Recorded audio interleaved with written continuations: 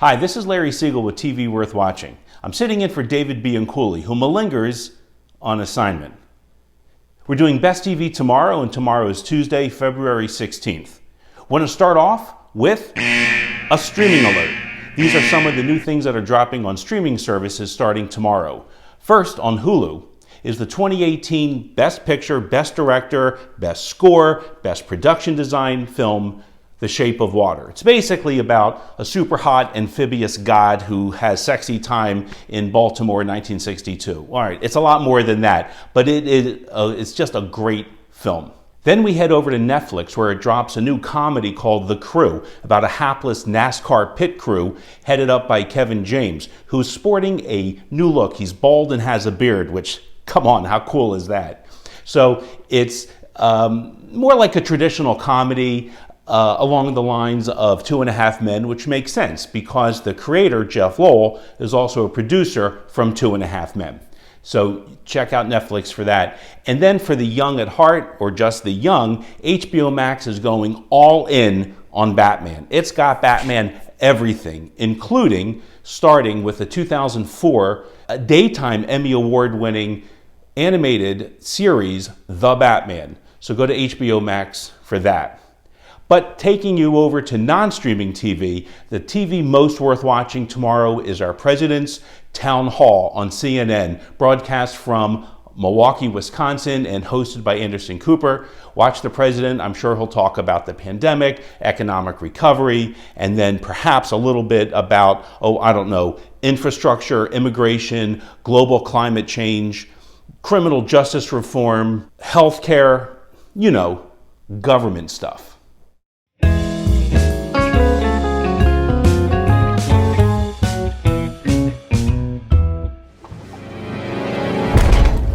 You may think that thing looks human, but we're created in the Lord's image. You don't think that's what the Lord looks like, do you?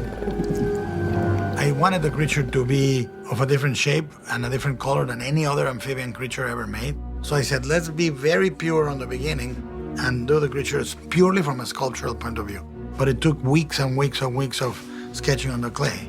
It was such a privilege for me to be privy to the designs and seeing Guillermo with the color, and it's like nothing else I've ever known. It's breathtaking.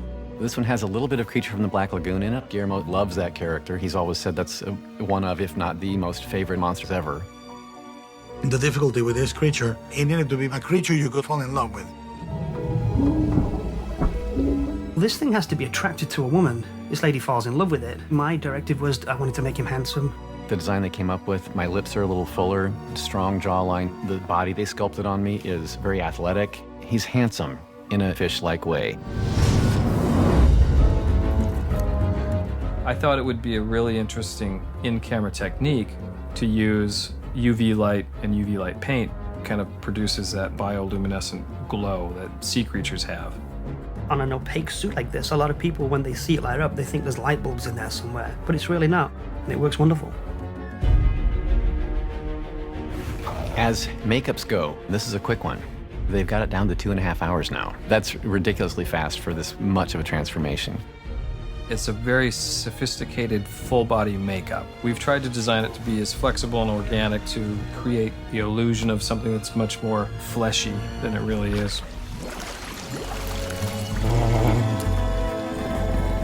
When I saw the creature for the first time, the fins and the gills and the scales, it looks very realistic. He's not a monster, he's a god. And the way he moves is like otherworldly.